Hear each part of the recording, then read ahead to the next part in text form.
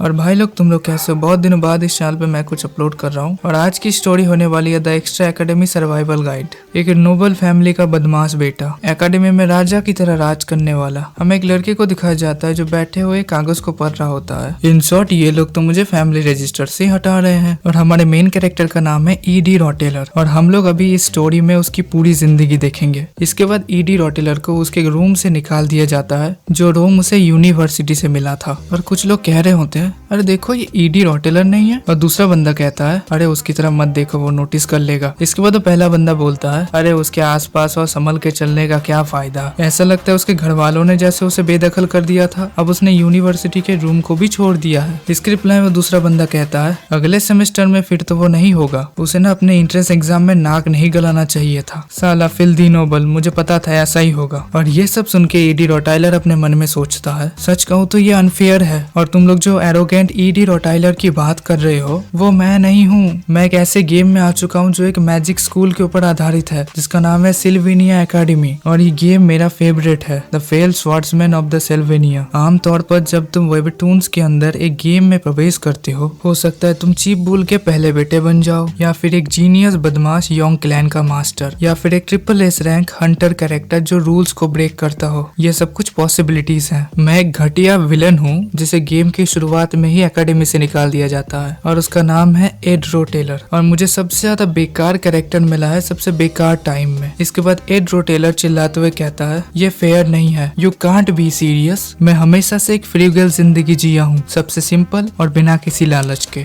ED रोटेलर के ये सब बात सुन के वो लड़के कहने लगते हैं अरे देखो उसकी तरफ वो क्या कह रहा है, जो भी चीजें उसने की है उसके बाद ये सब चीजें उसके लिए अनफेयर है और वो ये भी कह रहा है कि वो फ्रूगल है, उसने सिंपल जिंदगी जी है, धिक्कार है कमीना कहीं का। और ये सब कहने के बाद वो लोग चले जाते हैं। इसके बाद ईडी रॉटाइलर अपने फेस को आईने में देखता है और उसे अपना स्टेटस विंडो दिखता है। इसके बाद वो मन में सोचता है अब ईडी रॉटाइलर का सबसे बुरे होने का कारण शुरू होता है। सही में ये स्टैट्स हैं इसके, ये मैजिक फैसिलिटी में पढ़ रहा है और इसका इंटेलेक्ट जमीन में रेंग रहा है और एक नोबल के लिए वो स्टेमिना तो बहुत ज्यादा कम है। कोई आश्चर्य नहीं, ओरिजिनली शुरुआत से उसे एक घटिया आवारा विलन की तरह दिखाया जाता था। मेरी मेमोरीज में भी वो धुंधला सा है, मुझे तो ये भी याद नहीं आ रहा कि बाद में उसके साथ क्या हुआ। हाँ अब मुझे याद आया, एंडिंग क्रेडिट्स में कॉर्नर में वो एक आवारा की तरह भीख मांगता था। ये कोई हैरानी की बात भी नहीं है, वो एक बदमाश था जिसे दुनिया के बारे में कुछ भी पता नहीं था। उसे अचानक सड़कों पे फेंक दिया गया था। वो बहुत ज्यादा लकी है कि वो अभी भी जिंदा है, मैं ही क्यों, और मुझे ये बॉडी कैसे मिला मुझे इसका रीजन भी नहीं पता और इसे पता करने का मेरे पास कोई रास्ता भी नहीं है। लेकिन मेरी एंडिंग ऐसी नहीं होगी। इसके बाद वो अपने सूटकेस को लेके खड़ा हो जाता है और कहता है और मैं हर हाल में इसे हासिल करूंगा। इसके बाद वो सोचता है ये स्कूल के बजाय ये एकेडमी पूरी एक शहर की तरह है और इसका पूरा परिसर आर्केन माउंटेन तक फैला हुआ है और ये जो जगह है ये एकेडमी के नॉर्थ ईस्ट में है, द अनडेवलप्ड फॉरेस्ट। मैं स्टूडेंट्स की आंखों से बचने की कोशिश कर रहा हूँ और इसीलिए अभी रॉटाइलर अपनी सारी चीजों को लेकर जंगलों में आ चुका है। इसके बाद वो कहता है नतीजा मुझे ये मिला, मुझे आधे दिन तक चलना पड़ा। मेरे सामने जो सिचुएशन है उसे समझने के लिए इतना समय काफी है। ये सिनेरियो की सबसे एक्सट्रीम स्टार्टिंग थी। फॉर्चुनेटली उसके परिवार ने उसे डिसोन्ड कर दिया था लेकिन अभी तक उसे स्कूल से एक्सपेल्ड नहीं किया गया था। ये एक्सट्रीमली इम्पोर्टेंट है क्योंकि इस सेटिंग में Sylvania academy top notch academy है। जब तुम यहाँ से ग्रेजुएट होते हो तुम्हें एक सिक्योर फ्यूचर की गारंटी दी जाती है जब तक ये गेम एकेडमी तक आधारित है और इस गेम को 5 बार खेलने का जो एक्सपीरियंस है उसे मैं पूरी तरीके से यूज कर पाऊंगा। इसका मतलब है अगर मैं चुपचाप ग्रेजुएट हो जाता हूँ तो मैं एक कंफर्टेबल लाइफ जी पाऊंगा और ये उस जिंदगी से बहुत ज्यादा शानदार होगा जिसे मैं पास्ट में छोड़ के आया हूँ। So obviously my goal is graduation. और अभी जो इशू है वो है ट्यूशन फीस बहुत ज्यादा है। इस सेमेस्टर का पेमेंट पहले ही कर दिया गया है लेकिन अगले सेमेस्टर के लिए अगर मुझे स्कॉलरशिप मिल जाए तो बहुत ज्यादा अच्छा होगा। लेकिन इस स्टैट्स के साथ मुझे क्या स्कॉलरशिप मिलेगी? ट्यूशन के बारे में मैं बाद में सोच लूंगा लेकिन पहले मुझे इस अर्जेंट मैटर के बारे में सोचना पड़ेगा। मुझे अभी जिंदा रहने के लिए जिन चीजों की जरूरत है या फिर मैं कहूँ खाना, कपड़े और रहने की जगह, अगले 1 सप्ताह तक मैं भिखारी बनने से कैसे बच सकता हूँ। और उसके पास जितने भी सूटकेस थे उनको वो ओपन करता है, उनमें से उसे कपड़े तो मिल जाते हैं लेकिन खाना नहीं मिलता। तो अभी मुझे खाना और रहने की जगह चाहिए और प्रॉब्लम की बात यह है कि आज रात रहने के लिए ना मेरे पास कोई जगह है ना खाने के लिए खाना और इस आदमी के रेपुटेशन को देखते हुए काम मिलना बहुत ज्यादा मुश्किल है और मैं अपने हॉस्टल में भी वापस नहीं जा सकता जहाँ से मुझे निकाला गया था। तो फिलहाल मुझे लगता है कि मुझे इस जंगल में ही रहना पड़ेगा और मुझे इस बात की खुशी है कि सामने एक नदी तो है। 10 दिन बाद स्कूल स्टार्ट स्टार्ट हो जाएगा। तब तक मैं अपने आप को स्कूल जाने के लिए सुटेबल बना लेता हूँ।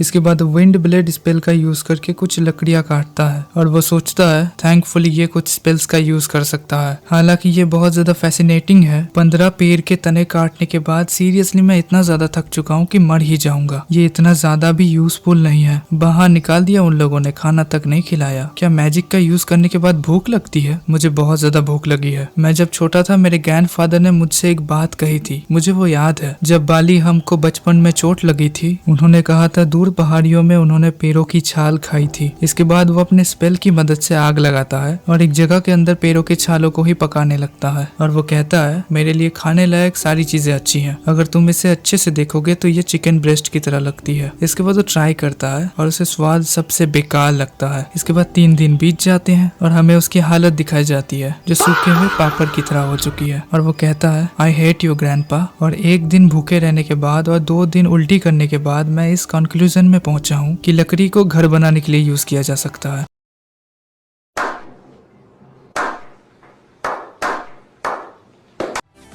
सबसे पहले तुम्हें लकड़ी को सहारा देने वाले फ्रेम को ऊपर उठाना पड़ेगा और मेरे पास सिर्फ 2 ही हाथ हैं, सपोर्ट्स हैं 4। ये काम इतना ज्यादा भी आसान नहीं था और बहुत मशक्कत करने के बाद वो फ्रेम बांध लेता है। इसके बाद वो कहता है शेल्टर का फ्रेम तो कंप्लीट हो चुका है लेकिन अभी तक बहुत कुछ बाकी है। आफ्टर ऑल मैं खाली जमीन पे तो नहीं सो सकता, लेकिन इसमें मुझे अपने कपड़ों का इस्तेमाल करना पड़ेगा। जानता हूँ ये वेस्ट है लेकिन कुछ चॉइस भी तो नहीं है। इसके बाद रात बीतती है, सुबह हो जाती है जहाँ पे उसका शेल्टर पूरी तरीके से कम्प्लीट है और वो कहता है मैंने बड़ी मुश्किल से इसे पूरा किया। और उसके पास एक पॉपअप आता है कि तुम्हारा क्रिएशन कंप्लीट हो चुका है, जो एक बेसिक वुड शेल्टर। इसके बाद उसके लाइफ स्किल डिटेल को भी दिखाया जाता है जहाँ पे उसका रैंक है नोवियस क्राफ्ट्समैन, स्पेशलिटी कुछ भी नहीं है, हैंडीनेस लेवल 4, डिजाइन लेवल 1 और गैदरिंग एबिलिटी लेवल 1। और ये देख के रॉटाइलर कहता है तो क्राफ्टिंग सिस्टम भी पॉपअप हो चुका है। एड ने अपनी पूरी जिंदगी नोवेल की तरह जिया है तो उसे इसके बारे में कुछ भी पता नहीं था। वो मैजिक से ज्यादा अपने हाथों से काम करने का माहिर है।